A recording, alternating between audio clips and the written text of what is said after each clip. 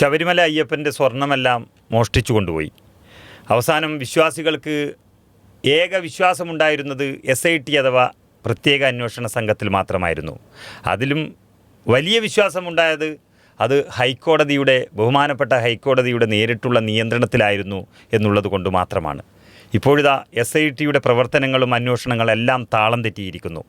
ഹൈക്കോടതി ഇതൊന്നും കാണുന്നില്ലേ എന്നൊരു ചോദ്യം സമൂഹത്തിൽ നിന്നും ഉയർന്നു വരുന്നു. എന്താണ് ഇതൊക്കെ സംഭവിക്കുന്നത്? ഈ ഹൈക്കോടതിയുടെ തീരുമാനവും ഹൈക്കോടതി നിയോഗിച്ച ഉദ്യോഗസ്ഥന്മാരും അല്ല അവരുടെ പ്രവൃത്തികളും പിണറായി വിജയന് ഒരു ഉർവശി ശാപമായി. ഉർവശി ശാപം ഉപകാരമായി എന്ന് പറഞ്ഞ പഴഞ്ചൊല്ലിന് സുഖമാണ്.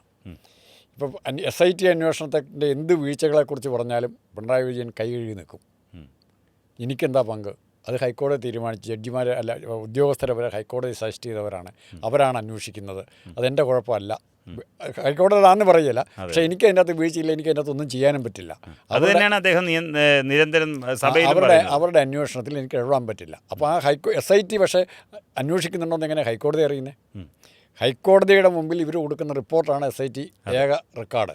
ആ റിപ്പോർട്ടിൽ ഏതെല്ലാം തരത്തിലുള്ള 10, 100, 1000 പ്രതികൾ എഴുതി ചേർക്കാം, പ്രതികളുടെ എണ്ണം കൂട്ടാം. പ്രതികളുടെ എണ്ണം കൂട്ടിക്കൂട്ടി വരുമ്പോഴത്തേക്കും ജനങ്ങൾക്ക് അതിലുള്ള താല്പര്യം പോകും. ഓരോ ദിവസം ഓരോ പേര് ചർച്ച ചെയ്യുകയാണ്, ഓരോ ദിവസം ഓരോ പേര്. അപ്പോൾ ഇപ്പം വാസു, പത്മകുമാർ ഇങ്ങനെയുള്ളവരെല്ലാം പേര് വന്നു. ഇനി നാളെ ജനങ്ങൾ അക്ഷമരായി അന്വേഷണം മോശമാണ് എന്നൊക്കെ പറഞ്ഞ് പ്രതിപക്ഷം ആരെങ്കിലുമൊക്കെ ബഹളം കൂട്ടുമ്പോൾ ഒറ്റ കൈക്ക് എല്ലാവരും പറഞ്ഞാൽ ഇപ്പോൾ കടകംപള്ളി എന്നാണ് പറഞ്ഞത്. കടകംപള്ളിയെ പിടിക്കുക, എന്തുകൊണ്ട് പിടിച്ചില്ല, അതേ കടകംപള്ളിയും പിടിച്ചിരിക്കുന്നു. ജനത്തിനത് മതി, ജനങ്ങൾക്കത് മതി, കടകംപള്ളിയും പിടിച്ചിരിക്കുന്നു. അപ്പോൾ അപ്പോഴും ജനം അടങ്ങുന്നില്ല. പിന്നെയുണ്ട് ദേവസ്വം പ്രസിഡന്റ് അല്ലെ ദേവസ്വം മന്ത്രി ആരാ? വാസവനെ ഒരിക്കലും പിണറായി വിജയൻ തള്ളിപ്പറയുമെന്ന് ആരും വിചാരിക്കുകയില്ല. കാരണം വാസവൻ വെള്ളാപ്പള്ളിയുടെ അടുത്ത ആളാണ്, NSSൻ്റെ അടുത്ത് സുമാരനാരുടെ അടുത്ത ആളാണ്, കത്തോലിക്ക സഭ മെത്രാന്മാരുടെ അടുത്ത ആളാണ്, പിണറായി വിജയൻ്റെ ഏറ്റവും വിശ്വസ്തനുമാണ്. പിണറായി വിജയൻ്റെ വിശ്വസ്തൻ എന്ന് പറഞ്ഞാൽ ഒരുപക്ഷെ റിയാസ് ഇല്ലെങ്കിൽ ക്യാബിനറ്റിലെ 2ാം റാങ്കുകാരൻ വാസവനാണ്. റിയാസ് അൺഒഫീഷ്യലായിട്ടാണല്ലോ അങ്ങനെ തന്നെ നിൽക്കുന്നുണ്ട്. ആ വാസവൻ എന്നെ നാളെ അറസ്റ്റ് ചെയ്യേണ്ടി വന്നാൽ ഒരു മടിയും പിണറായി കണ്ണടയ്ക്കും. ഇന്നലെ മനുഷ്യനെ കണ്ട രീതിയിൽ പോലും പിണറായി. പക്ഷേ ഇവരെയൊക്കെ ഒന്നും അറസ്റ്റ് ചെയ്യാതിരിക്കാൻ വേണ്ടിയിട്ടാണോ ഇപ്പോൾ SITയുടെ പ്രവർത്തനമെന്ന് തോന്നിപ്പോകും. അതായത് SIT ആദ്യം തുടക്കത്തിൽ വളരെ ശക്തമായി ഹൈക്കോടതിയുടെ നിർദ്ദേശപ്രകാരം അറസ്റ്റ് ചെയ്യുന്നു. ആരുടെ? പത്മകുമാറിനെ അറസ്റ്റ് ചെയ്യുന്നു. വാസു ചെറിയ പുള്ളിയല്ല, വാസു മുഖ്യമന്ത്രിയുടെ അടുത്ത ആളാണ്. വാസുവിനെ അറസ്റ്റ് ചെയ്യുന്നു, തന്ത്രിയെ അറസ്റ്റ് ചെയ്യുന്നു, ഇതുമായി ബന്ധപ്പെട്ട ഒരുപാട് ഉദ്യോഗസ്ഥരെ അറസ്റ്റ് ചെയ്യുന്നു. ഇതാ ഇപ്പോൾ എല്ലാവർക്കും ജാമ്യം കിട്ടി തുടങ്ങിയിരിക്കുന്നു. മുരാരി ബാബുവിന് കിട്ടി, ഇന്നലെ ശ്രീകുമാറിന് ലഭിച്ചിരിക്കുന്നു ജാമ്യം. ഇനി നാളെ ഉണ്ണികൃഷ്ണൻ പോറ്റിയിലേക്ക് ജാമ്യം ലഭിക്കുന്ന അവസ്ഥ വന്നു. അങ്ങനെ കൊടും ക്രിമിനലുകളും മോഷ്ടാക്കളും എല്ലാം പുറത്തേക്ക് ഇറങ്ങുമ്പോൾ സ്വാഭാവികമായും ഇതിൻ്റെ പല തെളിവുകളും നശിക്കാനാണ് നശിപ്പിച്ച് കഴിഞ്ഞു. ഇനി പത്മകുമാറും അതുപോലെ വാസുവും ഒക്കെ പുറത്തിറങ്ങി വിലസി നടക്കുന്നതോടുകൂടി ശബരിമല കേസ് അങ്ങ് ഇല്ലാതാകാൻ പോകുന്നു എന്നുള്ളതാണ് സംശയം. അതിന് 2 കാരണങ്ങളാണ് പിണറായിയെ സഹായിക്കുന്നത്. ശബരിമലയിൽ നിന്ന് സ്വർണം കൊണ്ടുപോയി എന്നുള്ളത് നേരിട്ട് കാണുന്നവർ ഭക്തർ ഇതിൽ ഇടപെടാൻ പോകുന്നില്ല. ഞാൻ 10 രൂപ കാണിക്കിയിട്ടെങ്കിൽ, ഞാൻ 100 രൂപയുടെ വഴിപാട് നടത്തിയെങ്കിൽ ആ വഴിപാട് നടത്തിയതോടുകൂടി എൻ്റെ ഡ്യൂട്ടി തീർന്നു. അതെന്താ അവർ ചെയ്യുന്നത് ഞാൻ നോക്കുന്നില്ല. അതെൻ്റെ ഉത്തരവാദിത്വമല്ല. ഒരു ഭക്തൻ ചെയ്യുന്നത് അവൻ ദൈവത്തിന് കൊടുക്കാനുള്ള കാണിക്ക വേണ്ടിയിലൂടെ വഴിപാടായിട്ട് കൊടുത്തു. ബാക്കി അവിടെ കൈകാര്യം ചെയ്യുന്നവർ എന്ത് ചെയ്യുന്നു എന്നുള്ളതിനെക്കുറിച്ച് ആലോചിക്കുന്നില്ല. പിന്നെ രണ്ടാമത്, ശബരിമല ഇനി വരാൻ പോകുന്ന ഏറ്റവും വലിയ ഡെവലപ്മെൻറ്റ്, പുതിയ മന്ത്രിസഭ വന്നു എന്നിരിക്കട്ടെ, UDFൻ്റെ മന്ത്രിസഭ വന്നു. അവിടെയും സംശയിക്കപ്പെട്ട ആൾക്കാർ അവിടെയുണ്ട്. ശിവകുമാർ ദേവസ്വം മന്ത്രിയായിരുന്നു, ശിവകുമാറിൻ്റെ അനിയനോ ചേട്ടനോ ഒരാൾ ഏറ്റവും വലിയ ഉദ്യോഗസ്ഥനായിരുന്നു. ഇതെല്ലാം പരസ്പരം ബന്ധിപ്പിക്കുമ്പോൾ ആർക്കും അനങ്ങാൻ മേലാത്ത സാഹചര്യം ഉണ്ടാകുകയാണ്. അതിലും വലിയ താക്കോലാണ് ആരിട്ടത്? പച്ചക്കള്ളം പറഞ്ഞുകൊണ്ടാണെങ്കിലും സോണിയാഗാന്ധിക്ക് വരെ പങ്കുണ്ട്, ഏതോ ഫോട്ടോയിൽ ഇവർ ഒരുമിച്ച് കണ്ടു എന്ന് പറയണമെങ്കിൽ, പിണറായിക്ക് പറയണമെങ്കിൽ അതിനുള്ള ബലം കൊടുക്കുന്ന BJP ഗവൺമെൻറ്റാണ്. സോണിയാഗാന്ധിയുടെ ഈ താല്പര്യത്തിലേക്ക് അത് കണ്ടല്ലോ കഴിഞ്ഞ ദിവസം. യാതൊരു ഈ സ്വർണ്ണക്കൊള്ളയുമായോ ശബരിമലയായോ യാതൊരു പുലബന്ധം പോലും ഇല്ലാത്ത പ്രിയങ്ക ഗാന്ധിയുടെ 2 ഓഫീസിലേക്കാണ് മാർച്ച് നടത്തിയത്. മുക്കത്തും അതുപോലെ കൽപ്പറ്റയിലുമുള്ള 2 ഓഫീസിലേക്ക് മാർച്ച് നടത്തി. എന്തൊരു ആഭാസമാണ്. അതായത് CPMൻ്റെ ആളുകൾ രക്ഷപ്പെടാൻ വേണ്ടി, അല്ലെങ്കിൽ CPMൻ്റെ കള്ളത്തരം മറച്ചു വെക്കാൻ വേണ്ടി BJPയുടെ ആളുകൾ അല്ലെങ്കിൽ BJPയുടെ നേതാക്കൾ ഒരൊറ്റ സമരം പോലും പിണറായി വിജയനെതിരെയോ അറസ്റ്റിലായ നേതാക്കൾക്കെതിരെയോ നടത്തിയിട്ടില്ല.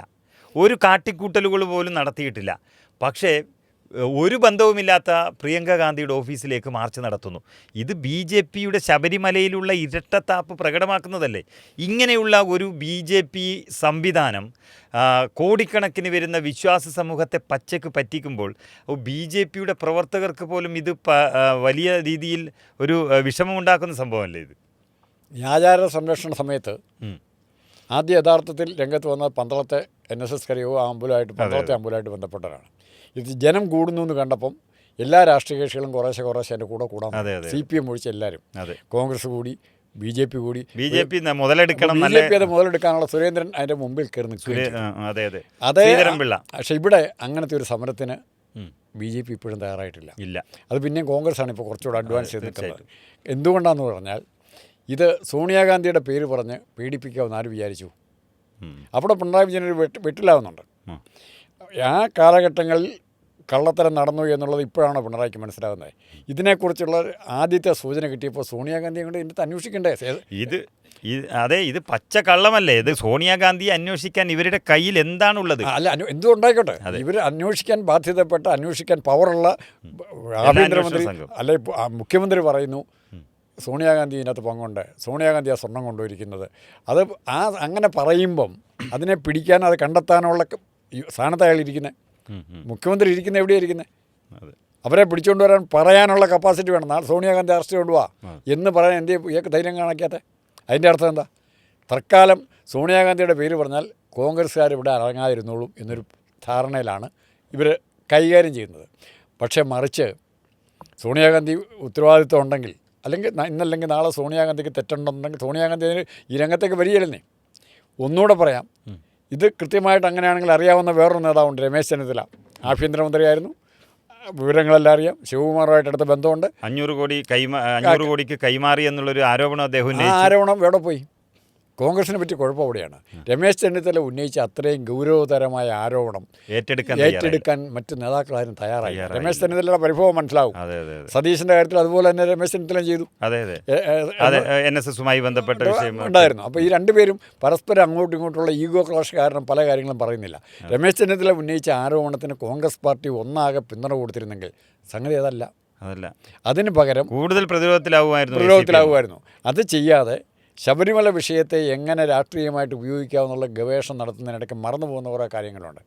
ശബരിമല വിഷയത്തിലെ സ്വർണ്ണക്കൊള്ള എന്ന് പറയുന്നത് ഇവരെക്കാളൊക്കെ കൂടുതൽ ഈ രാജ്യത്തെ ശബരിമല വിശ്വാസികൾക്ക്, ഭക്തർക്ക് അവരുടെ മനസ്സിനെ വേദനിപ്പിച്ച സംഭവമാണ്. അതെ, അതുപോലെ തന്നെ ഞാനിപ്പോൾ സഭ നടക്കുന്ന സമയമാണല്ലോ.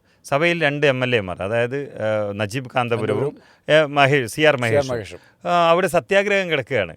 അതായത് കടകംപള്ളിയുടെ അറസ്റ്റിന് വേണ്ടി നിരാഹാരം അനുഷ്ഠിക്കുകയാണ് നിയമസഭയ്ക്ക് മുന്നിൽ. ഇതിൻ്റെ ഒരു പരിസമാപ്തി എങ്ങനെയാകുമെന്നുള്ളത് എനിക്ക് മനസ്സിലാകുന്നു. ഞാൻ ആദ്യം പറഞ്ഞില്ലേ, പ്രഷർ കൂടി വരുമ്പം ഇങ്ങോട്ടാണ് പ്രഷർ വരുന്നത്. അപ്പം ഞാൻ മുമ്പോട്ടിറങ്ങി ആ കുറച്ചൊന്ന് തടയാനായിട്ട് കടകംപള്ളിയെ തള്ളി വിടുമെന്നേ. കടകംപള്ളിയുടെ മേലേക്ക് ആ പ്രഷർ വരും. അതും കഴിഞ്ഞിട്ട് പിന്നെ അടുത്ത സ്റ്റേജ് പോകണമെങ്കിൽ വാസവനിലേക്ക് പോകും. പിന്നത്തെ സ്റ്റേജിൽ പോകാൻ നോക്കാം. അപ്പോഴത്തേക്ക് ഇലക്ഷൻ കഴിയും. ഇവിടെ ഇലക്ഷൻ കഴിയുമ്പോൾ എൻ്റെ ചൂട് പോകും. ഈ ശിവൻകുട്ടി മന്ത്രി ഒരുപാട് സോണിയാഗാന്ധിക്കെതിരെ പറഞ്ഞു. VD സതീശനാണെങ്കിൽ വളരെയധികം തുറന്നടിച്ചു. ഇതൊക്കെ വരുന്നത് സത്യത്തിൽ ഇത് ചോദിക്കാൻ കോൺഗ്രസ് ഇറങ്ങിയിരിക്കുന്നു. അതായത് ഞാൻ പറയുന്നത് ഇതിൽ സോണിയാഗാന്ധിയുടെ കയ്യിൽ സ്വർണമുണ്ട് എന്ന് പറഞ്ഞ് ശിവൻകുട്ടി സഭയിലൊക്കെ പ്രശ്നമുണ്ടാക്കിയതുപോലെ തന്നെ ഇതിനേക്കാളും ശക്തമായി കോൺഗ്രസ് പറയാനിരിക്കുന്നത് സോണിയാഗാന്ധിയുടെ കയ്യിലല്ല സ്വർണമുള്ളത്, പിണറായി വിജയൻ്റെ കയ്യിലാണ് സ്വർണമുള്ളത്. കാരണം സോണിയാഗാന്ധിയെ ഉണ്ണികൃഷ്ണൻ പോയി കാണുന്നത് 2013 2013 അദ്ദേഹം വെറും കീഴ്ശാന്തി മാത്രമാണ്. ശബരിമലയിലെ പേരിൽ പോയി സോണിയാഗാന്ധിയെ കാണുമ്പോൾ ഒരു ചരട് കയ്യിൽ കെട്ടിക്കൊടുക്കുമ്പോൾ വേണ്ട എന്ന് പറയാൻ സോണിയാഗാന്ധിക്ക് പറ്റില്ല. ആ സോണിയാഗാന്ധി ഇതൊക്കെ ചെയ്ത് പിന്നീട് ഈ ഉണ്ണികൃഷ്ണൻ പോറ്റിയെ കണ്ടിട്ടില്ല. SIT ഇപ്പോൾ അന്വേഷിച്ച്, അതായത് പിണറായി വിജയൻ്റെ പോലീസ് തന്നെ അന്വേഷിച്ച് കണ്ടെത്തിയത് 2019 സ്വർണം കംപ്ലീറ്റ് അവിടുന്ന് അടിച്ചു കൊണ്ടുപോയത് എന്നുള്ളതാണ്. ശബരിമലയിലെ 2019 അടിച്ചു മാറ്റിയ സ്വർണം എങ്ങനെ 2013 സോണിയാഗാന്ധിക്ക് കൊടുക്കാൻ പറ്റും? അപ്പോൾ 2019 ശേഷം ഉണ്ണികൃഷ്ണൻ പോയി കണ്ടതാര്? അതിൽ പിണറായി വിജയനാണ്. പിണറായി വിജയൻ്റെ കയ്യിലാണ്. ബാംഗ്ലൂർ കടമ്പള്ളിയുണ്ട്. പിണറായി വിജയൻ്റെ കയ്യിലേക്ക് താക്കോൽ കൊടുത്തത് ഉണ്ണികൃഷ്ണൻ പോറ്റിയാണെങ്കിൽ, അല്ലെങ്കിൽ തിരിച്ചു കൊടുത്തത് പിണറായി വിജയനാണെങ്കിൽ ആ സ്വർണം കൊണ്ട് കൊടുത്തത് 2025 പിണറായി വിജയന് ആണ് എന്ന് പറയാൻ കോൺഗ്രസിന് എന്തുകൊണ്ട് പറ്റുന്നില്ല? ഉണ്ണികൃഷ്ണൻ പോറ്റി കൊടുത്ത താക്കോലിൻ്റെ കാര്യം കണ്ടപ്പോൾ ഒരു സിനിമയിലെ മോഹൻലാലിൻ്റെ സിനിമയിലെ ഒരു കാര്യം ഓഫർ ചെയ്യുന്നുണ്ട്. ഉദ്യോഗസ്ഥന് കൈക്കൂലി കൊടുക്കാനായിട്ട് ഫ്രിഡ്ജെന്ന് പറഞ്ഞാണ് എടുക്കുന്നത്. അത് ഈ സിനിമയുടെ പേര് മറന്നുപോയി. ഫ്രിഡ്ജാണ് വീട്ടിൽ കല്യാണത്തിന് വേണ്ട ഫ്രിഡ്ജ് സമ്മാനം കൊണ്ട് കൊടുക്കുകയാണ്. അപ്പോൾ എന്നിട്ട് വിളിച്ച് പറഞ്ഞു, അപ്പോൾ താൻ എത്തിച്ചിട്ടില്ലെങ്കിൽ സായിമാർ വിളിച്ച് പറയുന്നുണ്ട്, 2-3 ഫ്രിഡ്ജുണ്ട്, അത് നീ തുറന്നു നോക്കാം, എല്ലാവരും പോയി കഴിഞ്ഞ് തുറന്നു നോക്കാം, അപ്പം നിനക്ക് മനസ്സിലാവുന്നുണ്ട്. അതിൻ്റെ അകത്ത് മുഴുവൻ കള്ളസ്വർണ്ണവും കള്ളപ്പണമോ. അപ്പോൾ ഈ ഗിഫ്റ്റായിട്ട് കൊടുത്തത്, പിണറായിയുടെ ഭാര്യ ഗിഫ്റ്റായിട്ട് UAE-ക്കാർക്ക് കൊടുത്തത് എന്താ? അതെ, അതാണ് അത് എവിടുത്തെ സ്വർണ്ണമാണ് എന്ന്. അത് സ്വപ്ന സുരേഷൊക്കെ ബാഗ് കൊണ്ടുപോയിരുന്നു, ഡിപ്ലോമാറ്റിക് ബാഗ് ഇവിടുന്ന് വന്നിരുന്നു. ഇതൊക്കെ പറഞ്ഞതിന് അന്വേഷണമില്ല. BJP-യുടെ ED-യും അതുപോലെയുള്ള ബാക്കി NIA ഒക്കെ ഒന്നും മുഖ്യമന്ത്രിയെ തൊടാൻ വരെ വരുന്നില്ല. ഇതിൻ്റെയൊക്കെ അർത്ഥം അതിലും പ്രധാനപ്പെട്ട പ്രശ്നം ഈ പാസ് ഓൺ ഡേറ്റ്. ഇപ്പോൾ ഈ സമയത്ത് നമ്മൾ പറയുന്ന സമയത്ത് ED ഏതായാലും ഇവിടെ വന്നു, ചായ കുടിച്ചു, മസ്കറ്റ് ഹോട്ടലിൽ അവിടെ ഇവിടെയൊക്കെ താമസിച്ച് കാണും, അല്ലെങ്കിൽ വലിയ സ്ഥലങ്ങളിൽ താമസിച്ച് കാണും, അല്ലെ രേഖകൾ കത്തിക്കാൻ പറ്റത്തക്ക രീതിയിൽ ഏതെങ്കിലും വയറിൻ്റെ അടി കൊണ്ട് വെച്ച് കാണും, അതൊക്കെ ചെയ്ത് കാണും. പക്ഷേ ഒരു കാര്യം ED ചെയ്തിട്ടുണ്ട്. അത് കരുവന്നൂർ ഒരാസൂത്രണം തന്നെ ചെയ്യും. നമ്മളെ ബോധ്യപ്പെടുത്താനാണ്. കുറേ സ്വത്തുക്കൾ 2-3 കോടി രൂപയുടെ സ്വത്തുക്കൾ ഇവരുടെ കണ്ടുകെട്ടിയിട്ടുണ്ട്. അപ്പോൾ ഈ സ്വത്തുക്കൾ കണ്ടുകെട്ടിയപ്പോൾ അതിനകത്ത് നമുക്കൊരു ചോദ്യമുള്ളത്, ED അത് കണ്ടുകെട്ടുമ്പോൾ SITക്ക് ഇത് മനസ്സിലായിട്ടില്ലായിരുന്നു. ഇത്രയും അന്വേഷിച്ചിട്ട് ഇങ്ങനെ ഇവർ സ്വത്ത് സമ്പാദിച്ചിരുന്നു, അതിൽ കൂടെ പുറകോട്ട് അന്വേഷണം പോയാൽ ഈ സ്വത്ത് എവിടെ നിന്ന് വന്നു എന്ന് കണ്ടെത്താമെന്ന് എന്തേ ഇവിടുത്തെ SITക്ക് ഹൈക്കോടതിയുടെ നിർദ്ദേശം പ്രകാരം SITക്ക് ചെയ്യാൻ പറ്റിയില്ല? അതുകൊണ്ട് തന്നെയാണ് ഞാൻ പറയാൻ ഉദ്ദേശിക്കുന്നത്, SIT പരാജയപ്പെടുമ്പോൾ SITയെ നിയന്ത്രിച്ച ഹൈക്കോടതി ബെഞ്ച് പരാജയപ്പെടും എന്നുള്ള ഉറപ്പാണ്. കാരണം SITക്ക് നേരാവണ്ണം SIT കുറേ ആളുകളെ അറസ്റ്റ് ചെയ്തു, അല്ലെങ്കിൽ കുറേ തെളിവ് കണ്ടെത്തി എന്ന് പറയുന്നതല്ലാതെ ഈ നഷ്ടപ്പെട്ട സ്വർണം എങ്ങോട്ട് പോയി എന്നുള്ളത് കണ്ടെത്താൻ SITക്ക് കഴിഞ്ഞിട്ടില്ല. അന്വേഷിക്കുന്ന പോലും ഇല്ല. എന്തൊക്കെയാണ് ഇടപാടുകൾ ഇതിൻ്റെ ഇടയിലുണ്ടായതെന്ന് കണ്ടെത്താൻ അവർക്ക് കഴിഞ്ഞിട്ടില്ല. കുറ്റപത്രം നൽകാത്തതോടുകൂടി 90 ദിവസമാകുമ്പോൾ ഓരോ പ്രതിയും ജയിലിൽ നിന്ന് ഇറങ്ങിപ്പോകുന്ന അവസ്ഥയാണ്. അല്ല, ഫോറൻസിക് റിപ്പോർട്ട് പോലും കള്ളത്തര സമയം എടുക്കാനുള്ള. അതായത് ഇവിടെ പത്മകുമാറിന്റെ ഹാൻഡ് റൈറ്റിംഗ് തെളിയിക്കണമെങ്കിൽ ഇനിയും 100 മാർക്കും വേറെ ഉണ്ട്. ഇതിനു മുമ്പ് പത്മകുമാർ എത്രയോ പേപ്പറുകൾ എഴുതിയിട്ടുണ്ടാവും, ഒപ്പിട്ടിട്ടുണ്ടാവും. അത് സാമ്പിൾ ബാങ്കിലേക്ക് കൊടുക്കുന്ന ചെക്കിൻ്റെ നോക്കിയാൽ മതി, ആ സിഗ്നേച്ചർ നോക്കിയാൽ പോരെ. ഇത് അതിനൊന്നും നിൽക്കാതെ പ്രമുഖരെ സംരക്ഷിക്കാൻ വേണ്ടിയിട്ടുള്ളൊരു പണി. അപ്പോൾ വരാൻ പോകുന്നത് ED ആണ്. ED സത്യസന്ധമായി ഈ കേസിൽ ഇടപെട്ടാൽ SIT നടത്തിയ കള്ളത്തരങ്ങൾ പോലും അതുകൂടെ അവരെ കൂടെ പ്രതികളുടെ പട്ടികയിലേക്ക് വരും. തെളിവ് നശിപ്പിക്കാൻ കൂട്ടുനിന്നതിന് SIT കൂടെ പ്രതികൾ വരും, ആ രീതിയിലേക്ക് വരും. ED വളരെ സത്യസന്ധമായി ഇത്രയും വലിയൊരു വിശ്വാസ സമൂഹത്തെ പറ്റിക്കാനല്ല ED വന്നതെങ്കിൽ, ED സത്യസന്ധമായിട്ടാണ് ഇതിൽ അന്വേഷണം നടത്തുന്നതെങ്കിൽ, ഈ പറയുന്ന പത്മകുമാർ അടക്കമുള്ള നേതാക്കൾ ഇനിയും ഒരു തവണ അറസ്റ്റിലാവുകയും ഈ നടത്തിയ ഇടപാടുകൾ, കള്ളപ്പണ ഇടപാടുകളൊക്കെ ED കണ്ടെത്തുന്നതോടുകൂടി പത്മകുമാർ ഒരു വട്ടം കടകംപള്ളിയുടെ പേര് പറഞ്ഞു എന്നാണ് നമുക്കറിയാൻ വേണ്ടി കഴിയുന്നത്. അതുപോലെ തന്നെ പ്രശാന്തിൻ്റെയും എല്ലാവരുടെയും പേര് ദൈവതുല്യമായ ആളെന്ന് പറഞ്ഞാൽ ആരാന്ന് ഇപ്പോഴും അറിയത്തില്ല. അതെ, പക്ഷേ എന്നിട്ടും കടകംപള്ളിയെ അറസ്റ്റ് ചെയ്യാൻ തയ്യാറാകുന്നില്ല, ഇപ്പോഴത്തെ മന്ത്രിയെ അറസ്റ്റ് ചെയ്യാൻ തയ്യാറാകുന്നില്ല. പക്ഷേ സത്യസന്ധമായി അന്വേഷിച്ചാൽ ഇവരെയൊക്കെ EDക്ക് അറസ്റ്റ് ചെയ്യാം. ഞാൻ ഒരു ചോദ്യം ചോദിച്ചോട്ട് നമുക്ക് ചർച്ച നിർത്താൻ വേണം. ഒരു ചോദ്യം അങ്ങോട്ട് ചോദിക്കാം.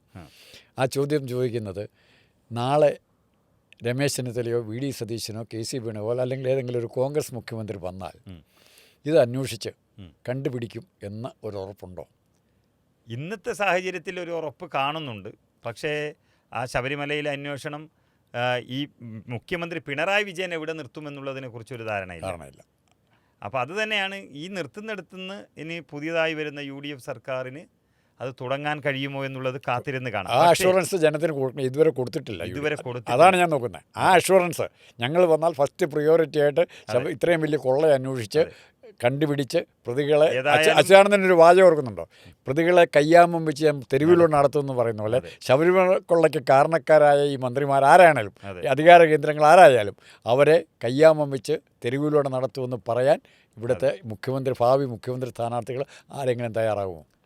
തീർച്ചയായും SITക്ക് ഇങ്ങനെ ഒരു പരാജയം വന്ന സ്ഥിതിക്ക് ഇനി UDFൻ്റെ നേതാക്കൾ ഒന്നടങ്കം പറയേണ്ടത്, ആര് മുഖ്യമന്ത്രി ആയിക്കോട്ടെ, ഭരണം ലഭിച്ചാൽ ടീം UDF ടീം UDF പറയേണ്ടത്, ഞങ്ങൾ ശബരിമലയിലെ പ്രതികളെ കയ്യാമം വെച്ച് നടത്തിക്കും എന്നുള്ളൊരു ഉറപ്പ് കേരളത്തിലെ വിശ്വാസ സമൂഹത്തിന് അല്ലെങ്കിൽ മൊത്തം വിശ്വാസ സമൂഹത്തിന് നൽകുകയാണെങ്കിൽ UDFൻ്റെ അല്ലെങ്കിൽ കോൺഗ്രസ്സിന് ഏറ്റവും വലിയൊരു പ്രയോജനം, മോറൽ ബൂസ്റ്റർ ആയിരിക്കും തീർച്ചയായും. അത് പറയാനുള്ള ഉറപ്പ് വേണം. അത് പറയാനുള്ള ഇതുവരെ പക്ഷെ കാണിച്ചിട്ടില്ല. ഇല്ല, കാണിച്ചിട്ടില്ല. അതുകൊണ്ട് തന്നെ SITയെ നിയന്ത്രിക്കുന്നവരുമെല്ലാം പരാജയപ്പെട്ട സ്ഥിതിക്ക്, അതുപോലെ തന്നെ അതൊക്കെ കേരളത്തിലെ സർക്കാരിനെയും CPM നേതാക്കളെയും രക്ഷപ്പെടാൻ വേണ്ടിയാണല്ലോ.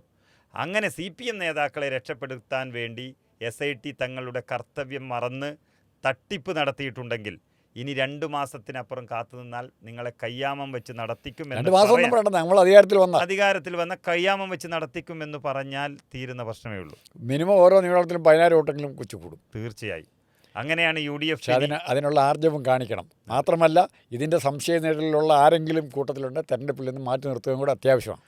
തീർച്ചയായും ശബരിമല കേസ് ഏതായാലും ഇങ്ങനെ അന്വേഷണ സംഘം പരാജയപ്പെട്ടുകൊണ്ടിരിക്കുന്ന സമയത്ത് ഇതിൻ്റെ ഉത്തരവാദിത്തം പൂർണ്ണമായും ഏറ്റെടുക്കാൻ UDF മുന്നോട്ട് വരണമെന്നുള്ളത് തന്നെയാണ് വിശ്വാസ സമൂഹത്തിൻ്റെ വലിയൊരു ആഗ്രഹവും. അത് ചങ്കൂറ്റത്തോടെ പറയാൻ UDF തയ്യാറായാൽ ഇതിൻ്റെ ചിത്രം തന്നെ മാറുമെന്ന് ഉറപ്പാണ്.